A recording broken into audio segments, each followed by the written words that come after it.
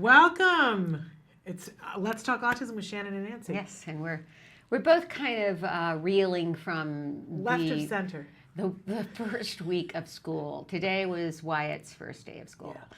so But it sounds like it went really well. it went well. I mean, there was no crying, there was no perseverating and whining about not wanting to do things and not wanting to be in 8th grade because I've said a couple of times on the show that in our house he had made friends at the new school. We went mid-school last year. Yeah. We came in at the second part of the school, and that was hard for him because he had no friends there, except he did recognize a little girl he knew at preschool named Jamie, who's on the spectrum.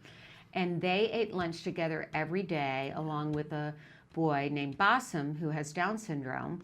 And they had their little lunch group, right? It was his tribe. It was his tribe. And Jamie and Bassem went on to high school, which caused a great deal of distress in our house over the summer. At any point in time, Wyatt would start crying and say, I'm going to miss Bassem and Jamie. I don't want to go back to Lindera. I want to see my old friends. Yeah. And I was kind of shocked. Last night he was like, it's going to be a great first day of school tomorrow, Mom. And he rallied. He rallied. We went in, and it just seemed like same old, same old. There was a different aide there to meet him, but we knew of her, and it's just going to be what it'll be. We'll just let it flow. Okay. Yeah. It'll be exciting to see what he says. It's a kind of like an out-of-body sort of thing. It is. It is.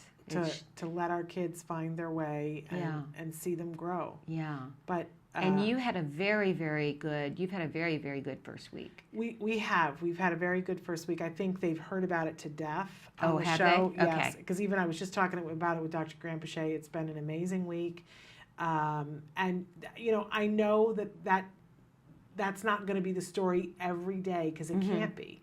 But I'm grateful for what we've had this last week. Really grateful, and I know tomorrow night is the first PTA. They call it something different, but it's the first PTA meeting, and I've already made my commitments and said I'm going to be volunteering, going to be a part of it. I think that for me, I don't know that that's for everybody, but for me, that's key. That's the way I keep an eye on things. That's the way I stay in touch. That's the way I keep a hand in to see what's happening. And then it also greases the skids. I said to you that one of the best things that happened on the first morning of school, and I don't know that I've talked about this, all through, from the time Jem was in 2nd grade through 5th grade at the school that he was at for that, I wrote and directed a play with the 4th grade class. So the whole 4th grade class, multiple classes. And it was a huge time commitment, but it was a labor of love. And I did it before he was in 4th grade, I think, thinking that by the time he got in 4th grade, it would just be like, oh, this is what Mom does. And I could direct him in his first play, which did happen, but then I continued to do it.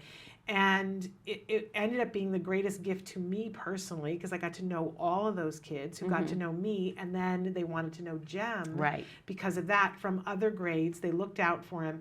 And I had forgotten that if he went to this junior high school, he would be reunited with all those kids. So I walked on campus the first day, and I was hearing, Mrs. P! You're the rock star. Mrs. P! And these kids were coming up to me that I hadn't seen in a couple of years. They're older now, and they were hugging me, and I was saying, you remember Jem? You'll look out for him, won't you? And they were like, Mrs. P, we got him. He's fine. We'll have his back. And I thought, I don't know that he needs that, but I needed that. And I would not have had that if I hadn't directed the play. And by the way, I enjoyed directing the play. But maybe you can coach me in some things I can do at my son's school. Everybody has something that they can do. I said, don't put me in charge of the bake sale because everybody will starve to death. Right. That'd be the end of things. But I know how to direct a play in my sleep. Yeah. I got no problem with that. but there are, Miss Nancy, every single school now, junior high, has some sort of television production, and usually a daily kind of thing. And if you were to go in and coach them on that, Miss Nancy, that's a good idea. You would be like Supremo rock star. Please, to have a producer with your credits to come in and coach them, they will trip over themselves. All right. Well, I got to meet with them because, it was easier when we had the horses in our backyard. Yes. Because we were always the cool place to go to ride horses. Yeah. And now I'd have to haul them up to Sunland to do that. But I think go closer to home. Yeah. Show them the ins and outs. And it might be that you volunteer once a month to go in for 1 hour and show them television production. Those kids will follow you like little ducks. Yeah. And they will be curious about Wyatt because of that. Yeah, it's very important. We'll figure it out. We'll figure it out. And you'll enjoy it too. You will. So that's something that we want all of our families out there to be thinking of. First of all, share with us your anxieties, share with us your fears, share with us, just what's going on in your minds, and how you're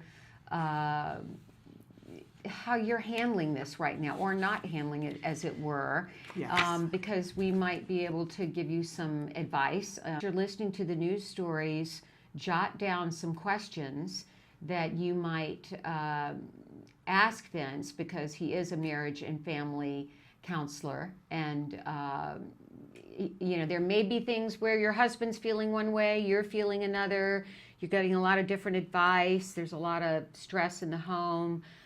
He's going to tell us ways that we can reduce our stress, reduce our child's stress, and how to plan out systems that can make it all easier. Yeah, set everybody up for success. But we had a couple of news stories. It's very interesting. There were 2 news stories this week about ways to diagnose autism, but they're vastly, vastly different. There's one thing that came out in England that is a questionnaire that adults can take to see how they rank, whether they might consider themselves, maybe they need to go and get further testing. It looks specifically about repetitive movements and obsessions.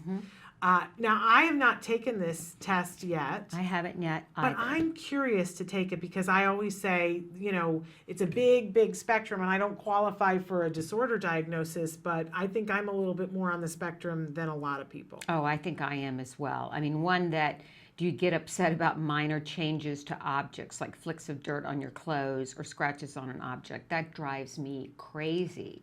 And I am at the point in my kitchen where if something was moved from that exact place, I will literally stare at it and wait for the opening to dart over and put it where it belongs. Well, and we know, I have OCD, and my poor husband, the things that my poor husband, because I have rules about this has to be done a certain way. And even my son has at times said to me, do you have autism? Because why is that a rule? That's not a rule that anybody else has. That's your rule. Do you have autism?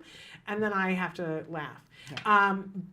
Yeah. I think I'm curious to take the test. Okay, we'll take it together and we'll decide Yeah. Who's higher on the spectrum? Who's got more? But there is another new study that's coming out of Massachusetts Medical School that hopes to improve the way that they screen. You know, last week we covered a story where it said that a group of people who are the task prevention group said that they can't unequivocally say that screening for autism is a good idea. Right, which just maddens all of us, and you still have time to comment on that. It's on our Facebook if you want to comment on it. But there's one of the problems that this group identified is that when they are screening, when pediatricians are screening a toddler, it takes a lot of time, that sometimes they don't have the time to do it, but they have found a somewhat quicker method that they can very quickly train pediatricians to be able to do and cut the time down to a very short period of time that identifies kids that need to go for further testing. It doesn't say that they have autism, but it red flags kids with symptoms and says these kids need to get further looked at, and it has a very high score of reliability showing that this test is as effective. I think that it's a very interesting thing.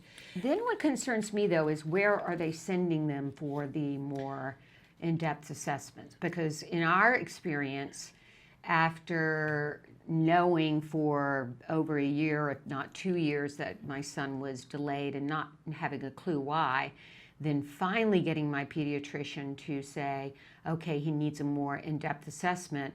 The place he sent me to, I had a very bad feeling about, lost another, 6 months there. Yeah. How are these pediatricians selecting where they send the kids for further testing? Well, and the bigger question is, what is your insurance fund, right? Mm-hmm. When Jem was diagnosed, we were in an HMO. We were with Kaiser. And so we'd been out of Kaiser and just moved back to Kaiser. And so I went to our pediatrician and said, I need an assessment. He had to refer us to a developmental pediatrician. That's the way Kaiser does it. So he did refer us, and it took a couple of months to get in, but we got the diagnosis.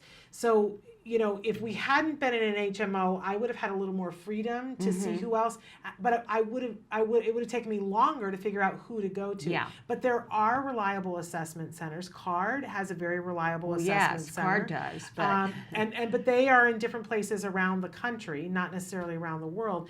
But I think that's the point at which parents need to go to we always say have a local support group and a global support group. That's when you go to your local support group, like a TACA group, or you go to Love My Provider and see what other parents have said about, and get several recommendations about, who actually diagnoses and who, just charges you a bunch of money to send you on your merry way. Right? Because that happens. Well, that the first testing that was done on Wyatt was, they said, well, this was after, I think, $1,100. They said there are signs that he could be on the spectrum. Yeah. And I said, can you share with me what those are and review with me? And they said, well, we'd rather not do that now. We need to do a more in-depth test. And that just wasn't, if they weren't going to share with me that information so I could see it, I didn't want to go there. Well, of course not. Yeah. That's, that's you being smart. But I think that's why you got to get recommendations. The first two assessment places that were recommended to me when we first started to look at things, they recommended somebody that it cost $6,000 and you had to get on her appointment list 6 months down the road. A lot of that. And then there was somebody that you could go to for $3,000 that you only had to wait 3 months. And I was like, oh, the period of time you have to wait directly correlates to how many thousands of dollars. But they said, but that person doesn't diagnose with any regularity, that they tend to do PDD-NOS. Which, when you're paying for an assessment, you want an accurate assessment because that money that you put forward is going to be meaningful towards the services that you get. You don't want somebody to diagnose for the sake of diagnosis, but you want an accurate diagnosis, not somebody who's a slave to some other organization. But having an independent diagnosis, I have found, and I've heard this from other parents, is it like fast tracks you through everything. Yes, it does. We got our IEP immediately. We got services from the school immediately. While I had other friends who didn't have an independent diagnosis and waited 2 years. We had to go through another assessment from the regional center, but the fact that I had an independent diagnosis was an amazing, amazing thing. Yeah, it definitely is of help. But hard. Yes. Very, very hard. Should we save the last one?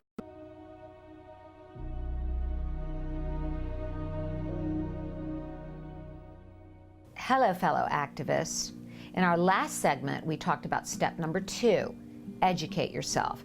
Step number 3 is get support. Now, any journey can feel overwhelming if you feel like you're walking it alone. Well, you're far from alone, because with 1 in 50 kids diagnosed with autism today, there are a lot of us out there. Of course, there's always the issue of financial support. Now, there's a handful of organizations out there that offer financial support to families in need. ACT Today, or Autism Care and Treatment Today, is one of them.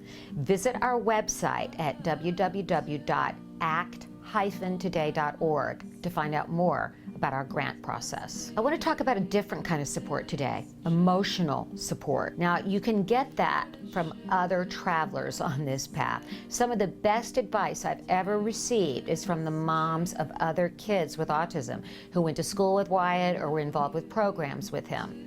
Then there are the pioneers. These are the families that have gone through this years ago, and there was very little information out there. All of these people seem to have the desire to pay it forward. Now, one of them, Lisa Ackerman, who is one of my mentors, started an organization called TACA, Talk About Curing Autism. She actually took the concept of mentors and support groups and made it available to everybody. You can go to their website, talkaboutcuringautism.org, to find out more. During the first and most difficult year after Wyatt's diagnosis, I wrote an email to close family and friends, letting them know what was going on and the challenges our family was facing and why we dropped out of sight. I was amazed at the outpouring of love and affection and all the help I received from that email. First, you have to be vulnerable. You can't be afraid to ask. Try this out. Could you cook me a meal? Are you going to the market? Can you pick me up a few things? Could your kids play with my kid and make them feel included? Or can you come over and clean my house? Well, maybe not that last one, except with your best friend. And maybe the best support of all is having someone that listens, and that doesn't cost a dime. So until next time, surround yourself with the loving kindness of others and keep the faith.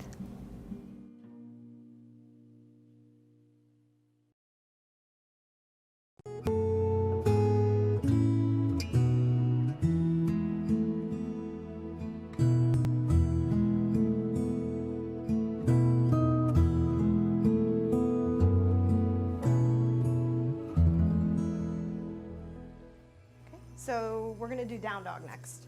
So with down dog, there are several different ways that you can do it, and I want to show you first and then help you with yours so that we can work on what feels good for you, okay? All right, because there's no right way to do it. It's more about what your body likes, all right? So for me, what I'm going to do is start off with my hands at the top of my mat, my headlights. My fingers are aiming towards the top of my mat, and then I'm going to tuck my toes, and then my head is also going to drop, and I'm going to look between my toes. Okay? And my body should be, or hopefully, like an A shape. Or V. Or V, yes. Upside down V. Yep. And so if your quads are tight or your hamstrings are tight, you might need to bend your knees a little bit. Then it's a U. Or if your shoulders are a little strained or a little tight, remember to push in through your feet, but also sometimes what feels really good is going down your forearms, like this. You can actually start out this way instead, it's a little easier. So your forearms rest on the floor, you still tuck your toes, and then you're still looking between your toes, but rather than being on your hands then, your weight's along your hands and your forearms. Okay? All right. So, now it's your turn. Okay. So, yep. You're going to do on your hands? Okay, yep. So your fingers are facing the front of the mat. Or are you doing forearms? Forearms? Okay, there we go. Wow, you're very bendy. Very nice. And your gaze is right here between your toes. Excellent. Very nice, Jem. Wow. Awesome. Feet are a nice distance apart. How does that feel? Okay. Awesome. You want to come down? Excellent. Good. Good.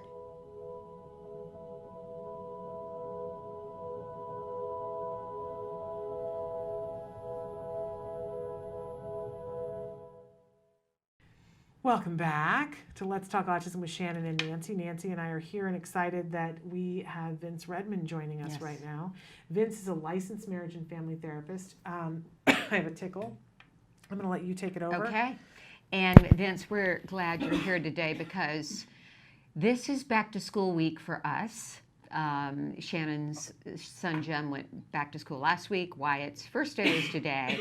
There, as you can imagine, has been a lot of anxiety in the households about this. Sometimes I think much more on the parents' side than on the kids' side. I find that we tend to analyze and think it's going to be a lot worse than it is, right? Are you okay over there, my friend? Yes, I just inhaled like a feather. Okay. I don't know what it was.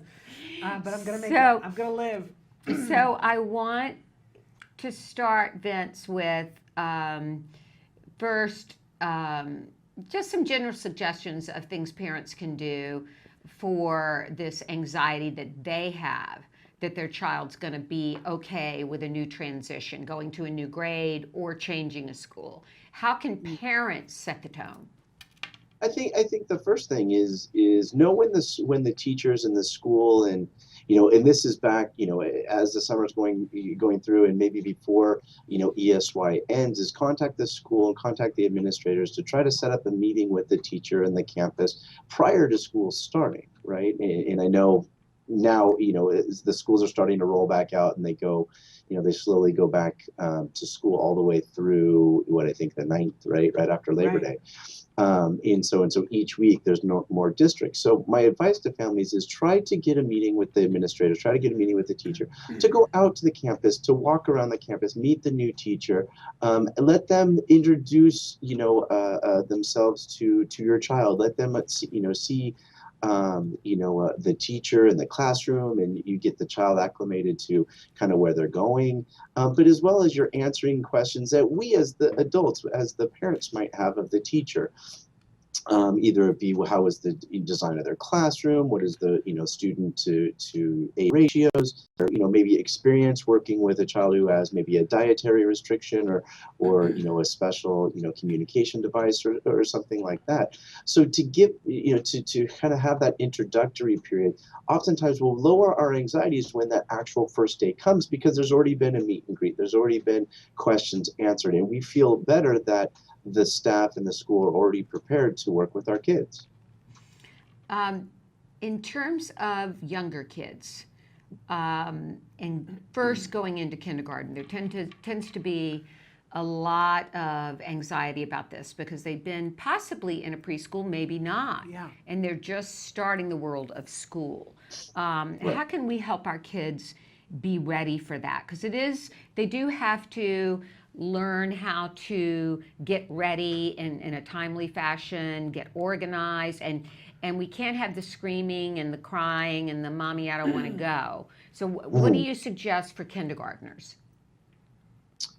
Well, for kindergarten, and I think this is for kids, of a lot of different school ages, but especially, the younger ones, that if we know they have a problem, with the executive functioning of organizing and planning and getting ready, right? That's something we can build, or they can build into their programs earlier, with the anticipation of going to kindergarten, right? Being able to get them up earlier, making sure that, we're practicing on getting ready, eating breakfast, getting changed, getting dressed, getting, and then starting that first activity, which could be therapy, or it could just be an event that we do, at home or in the community. The idea is preparation. I think sometimes what happens is life happens, right? We get busy, we have this, we have that, we have other responsibilities, we have vacations, and then before, lo and behold, it's August, and now we have 1 week to plan or to get ready for the new school, and that becomes very overwhelming because, as you said earlier, our anxieties as parents go up, but then also the anxieties of the kids go up because their timelines are completely changing, and now we're asking them to do things we haven't been asking them to do for months ahead of time. So going back into that, I think preparation is extremely important. Practice, giving the child a lot of practice on how to get ready, what the expectations are, and then also going to the campus, because like you said, most of the kids, this is going to be a new campus, it's going to be a new school for them. So getting them acclimated to some of the sites and things they're going to see. Our kids are habit forming. So going there over the summer and playing on the playground and seeing the classrooms and just being, just the drive from the house to the school and doing that several times, oftentimes will give our kids a little bit more comfort because it's somewhere they've been before and it's not something that's completely new the first day of school. Sometimes there are behaviors that will come up that are negative behaviors to get attention, so a child can escape something. And I'm thinking in particular with my son, if he had not finished that painting in the morning that he was working on, he would not be ready to walk out the door. And that resulted in a lot of drama, a lot of crying. It could even escalate into more. So what worked for us was a timer system. Do you advocate using timers to go off to let them know now we have to be here, and that we've got 5 more minutes here? Is that something that can be helpful with all children? Absolutely. In one of the things with our kids is they need predictability, and it's hard for them to predict what's going to happen next, and to be able to change their behaviors, change their mindsets, and change their what they're doing on the drop of a dime. So we call these transitional warnings, right? We give them some type of clue that things are going to change in the near future. So either 5 minutes, 3 minutes, 10 minutes, whatever we feel is appropriate. Now you're using an auditory and a visual timer, which is oftentimes a great cue. So depending on the level of where the child is on the spectrum, we can use visual or auditory means, or some kids we can just say, oh, that can read clocks and really understand time. We can say, okay, there's 5 more minutes. And then we have to put the painting down, or we have to turn the TV off, or we have to, stop whatever activity they're doing. So what this does is it's starting to prepare the child for the transition that's coming. They're able to process what's going on. They're able to have time to understand that the event or activity that they're doing is coming to an end. And they can now start planning and thinking about what the next step's going to be. So then when mom comes back 5 minutes later and says, okay, let's go get our shoes, it's time to go to school, they've been able to process that over the last 5 minutes. So what we've done is we've actually created now a situation where we're giving them some predictability. They know that this event is coming in the near future, and we've given them the time to process that information so that they're able to understand it and move forward. A lot of times with our kids, when we change, their dynamic right away and say, okay, it's time to go, let's put it away. Well, for a lot of kids, that's no problem. They can stop, they can put it away. But for our kids, that's too overwhelming. That wasn't on their agenda. It wasn't what they were planning for. And this comes completely, is new information for them. And that can create anxiety, which creates behaviors. By giving them these transitional warnings, it lowers their anxieties when that transition's coming, and it gives them opportunity to process it, which makes that transition a little bit easier. So your technique of using a timer is great. What about the use of rewards if they do things compliantly? And let's say this is the beginning of the school, this is just when school is starting. The use of reinforcers, such as when you get in the car at such and such a time, you can have, say, a piece of GFCF candy or one small cookie, or you can play on your iPhone for, on the way to school, as long as you don't blast it up loud or have your headphones on. Is that something we can look at? Yeah, one of the things you're mentioning is a token system for specific target behaviors, whatever the target behavior is. It could be, being more flexible. It could be, being compliant with transition. Could be, being able to resist the impulses for some of their perseverative behaviors, or whatever it may be. And what we can do is you can take a reinforcement system if the child already doesn't have one, right, or there's not already one established, and we can create one, for school. We can call it, the beginning of school, or the new school year token system, or whatever we want to call it. And what we can do is we can aim that towards those behaviors that are going to be necessary for the child to go to school successfully, right? So again, like you said, it can be if they can get up and get dressed and follow their routine, compliantly, they can get a reward, whatever that reward is. Sometimes it's stickers, sometimes it's videos, sometimes it could be primaries with a food or a drink, those types of things. Whatever that's going to be reinforcing to the child, that can be immediate and can reinforce the child's behaviors that are going to elicit, better results in the morning as we go to school. So both those antecedent modifiers that you talked about, the token system and the transitional warnings, are extremely effective in preparing as well as reinforcing a child for those needed behaviors. You've reminded me, Vince, that we have a video on our YouTube of me making a token economy to go to school, and then we give the template for it, if people want it. If people want to write in and say, hey, I want the template for it, we're happy to give it to them. And you can watch the video where I show you exactly how to put it together and how to use it. And we used one of those for a long time for my son when he was at school, and it was very, very effective. As did Wyatt. But I kind of want to take a break, and then I want to come back and talk about, because once we get into the older grades, it's a whole new ball game. And all the social aspect of it, and how we maybe can prepare our kids and prepare ourselves for that aspect of it. So stick with us. We're going to be back with more of Vince Redmond after these messages.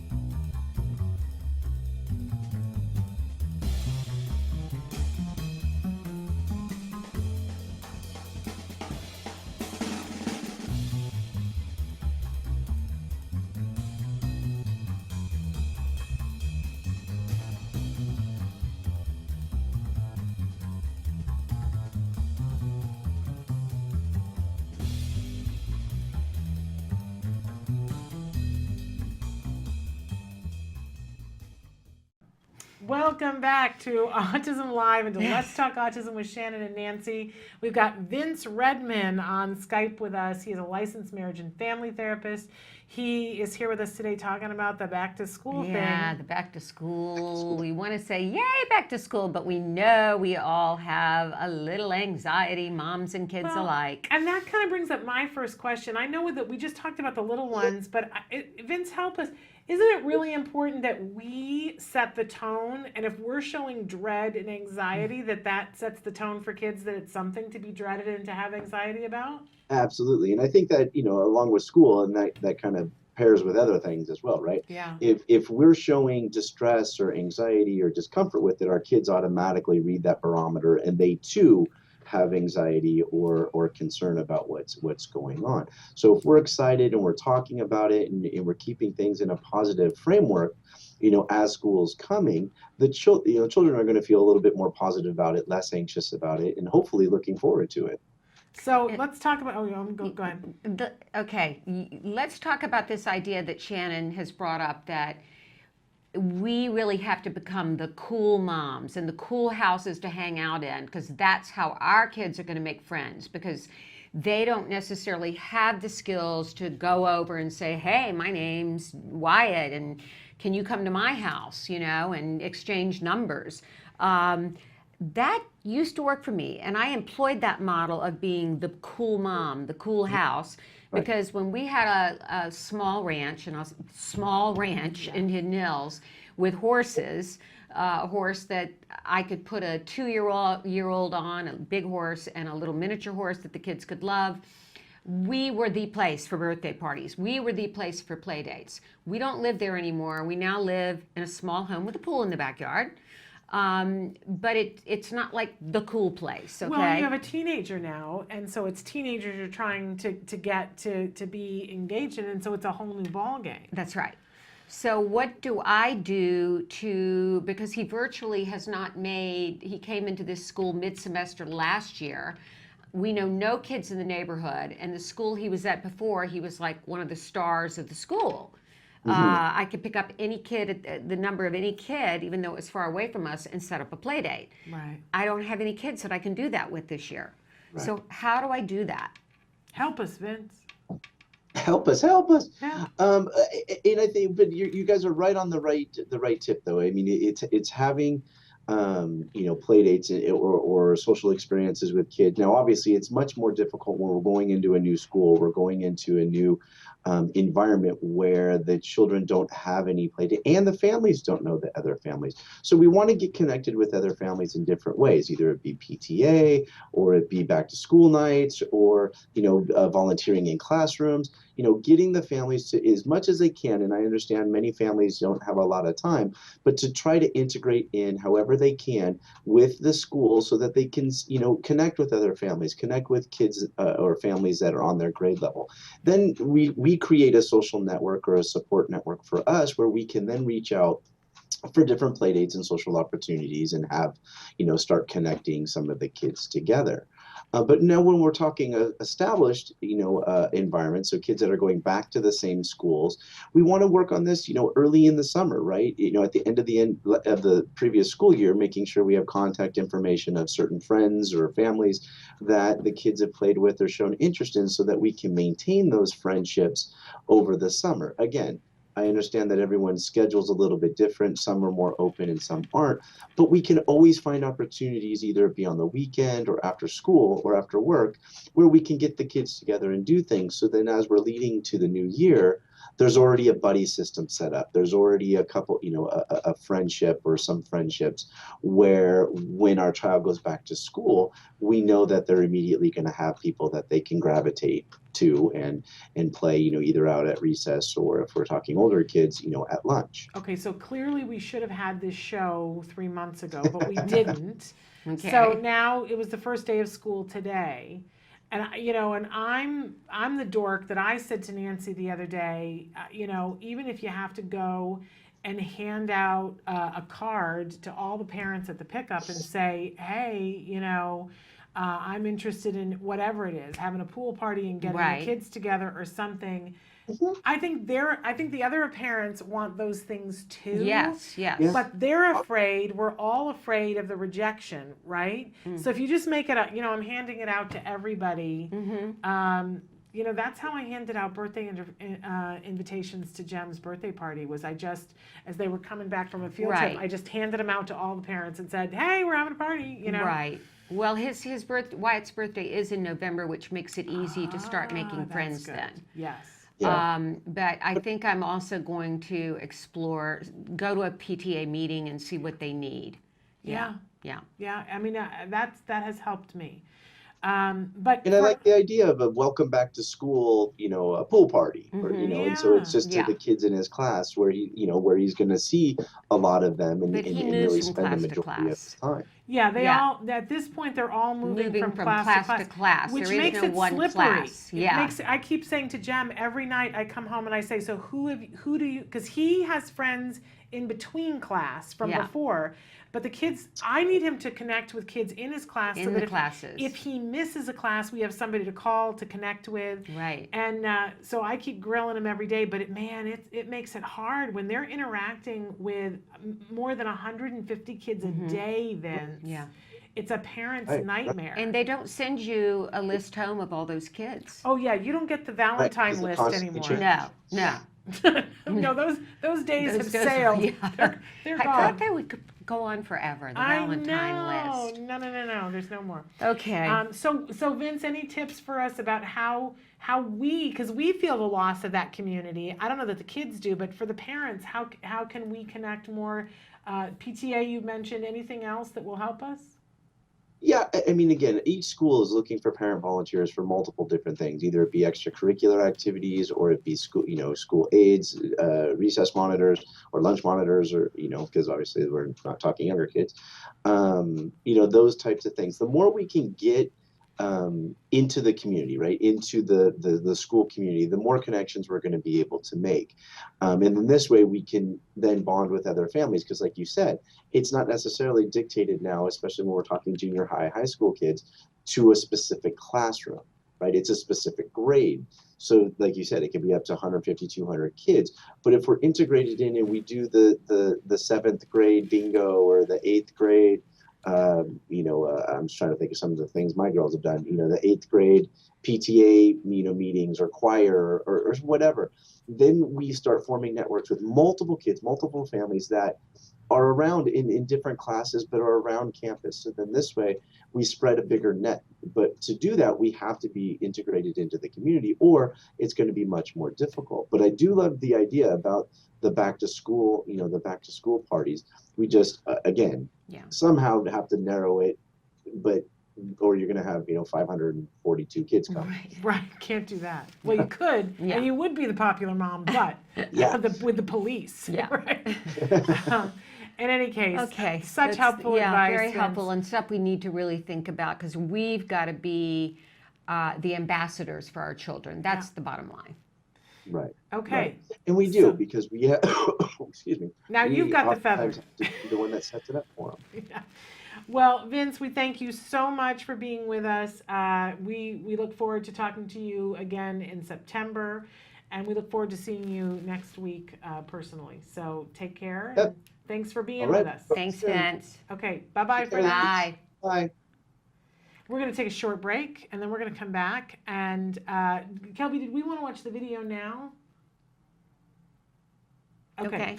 There was an event that happened a couple of weeks ago. Yeah. That you, because you're the executive director of Autism Care and Treatment Today, have the ability to take monies and give it to families that are in need. Right. That's what we do. And you invited me to be a part of that this last time, because I'm a You're on our board. Newly on the board. Yes, you are on our board, and you are on the grants committee, and you went through this process, this difficult, mind-bending process of because there's giving never, the grants. honestly, it's mind-bending because there's never enough money, and you have to make difficult decisions, and it breaks your heart. Yes. There's always the hope that more money will come in or more resources will come in. Yes, miracles are needed. Yes, miracles are needed. And in this case, though, we knew this family had been selected, and Shannon and I got them on the phone.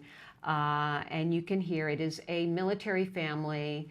The father is a 2-time Purple Heart winner who has served for over 20 years in the Navy and has had numerous injuries from IEDs, roadside bombs, and been shot. Certainly a worthy family. 3 children on the spectrum, well, 2 on the spectrum, 1 with learning delays, and in need of ABA, in need of a fence. So we made a call to them, and we're going to let you guys see what happened. Hello. Hi, is this April? Yes, speaking. Hi, April. This is Nancy Allspaw Jackson from Act Today. How are you? Good. How are you? I'm very good, and I'm also here with Shannon Penrod, who is one of our board members and on the grant committee. I know your husband. He's the recipient of 2 Purple Hearts. Is that correct?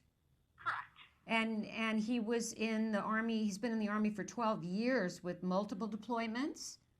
Yes. That's has to have been hard on you with 3 boys, 2 on the autism spectrum and another one with other delays. I can't even imagine. It was, but his injuries were sustained early on in his career, so we kind of just look at life as you take a day at a time, and it could be worse. Our children may have autism, but they're healthy. Well, I just want to say I think you're awesome parents. I wanted to personally call you. Shannon and I wanted to personally call you. And we looked at your grant request, the committee did. Now, you have a son named Wyatt, who is an eloper and a roamer, and you've asked for fencing for him, right? Yes, we did. Both Wyatt and Gavin are both roamers. Okay. And I know that can just be so devastating. I mean, I know how frightened you could be. My son was a roamer as well. Well, April, I wanted to let you know that we're going to give you the grant for $4,000 for fencing. And then you also needed copay money for Gavin. Is that correct, for his ABA therapy? Yes. Okay.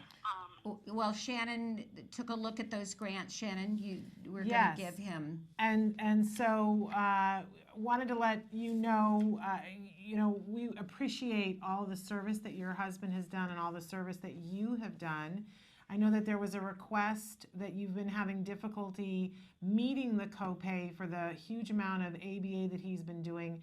And Act Today has approved $3,000 for copay for Gavin. I don't even know what to say. I really don't know what to say.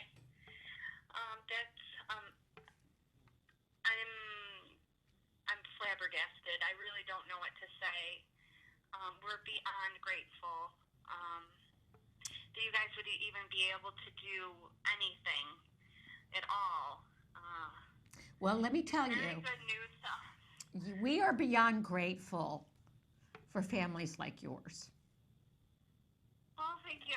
I don't feel that we're anything special. We just, we just live our lives day to day. I mean, people tell us that we do, our therapists and everything, a good job. But like I said, my husband and I, we just, because of everything that happened with him, and we were so young, when his major injuries occurred, I think it made us look at life different, that, like I said, it could be worse.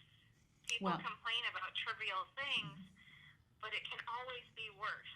So you have to be grateful for what you do have. Well, will you please thank your husband for his service? I want to say you're a great mom, you're great parents, and I will follow up with you later about the fence, but I'm sure we can get that taken care of, and we'll get this copay taken care of, and I'll be following up with you later, okay? Okay, thank you. I really don't know what to say other than thank you, thank you, thank you. We are beyond grateful. We're beyond grateful that you guys would even consider us, and just know that it's going to a family that really appreciates anything that you guys could do. This is way beyond we ever thought that you guys would ever be able to do, but just know that even if it was something small, which it's not, we would still be extremely grateful. Well, as I said, we're extremely grateful for military families like you who serve and do it with such dignity and grace, and we thank you. So I'll follow up with you more later, but thank you so much, and please tell your husband how much we appreciate his service. And give those boys a hug from us. Yes, give those boys a hug. I have a Wyatt too. Okay. I will. Okay. Welcome back. So emotional. Both of us were trying really hard not to cry throughout that whole thing. But such a worthy family. One thing about this family is the dignity they have. They never ever say, it's too hard. They say, yeah, it's difficult, it's a challenge, but we're together. Yeah. And the fact that this family makes $23,000 a year and has to put up with all of this hardship with their boys' special needs and their father's situation. This was, to me, a grant that was like Christmas time for us because, and they wrote back that the boys are doing so well, the ABA is helping, and having the fence has just been a godsend. They know the kids are safe. Yeah, so. It's an amazing, amazing thing. We want to thank them for giving us permission to share it. Not easy to do. No, and I want to say too that it's that double-edged sword. You had always talked about giving grants and how difficult it was deciding. I got a front row seat on it this time, and I saw how difficult it was and how much work we all have to do. It's impossible to decide, and sometimes which families. And I know many of you have written in and tried to get a grant. You haven't gotten one yet. Right, and you said why, and it's because there's either so many families in front of you, or perhaps more families qualified. We have a very sophisticated system. It's a computer system that ranks families first. on a whole bunch of criteria. And then those rankings come down to the grant committee to be looked over by human eyes. So it's not arbitrary in the least. There's a lot of thought and a lot of time that goes into this. And it's really hard. But, I just want to say, too, what a privilege it is to be able to say this family is going to get some help and support, because we've all needed it at some point. And I know I was a family not from Act Today, when we were going through that, but I got support in other ways. I think we've all at some point been lifted up by somebody, and it makes the difference. So thank you to Act Today. Well, thank you to Shannon, to you, for being on our board. You're a wonderful addition to it. Man, I don't feel like it, but I'm trying. You are. Come on, learn to take a compliment. Oh, thanks.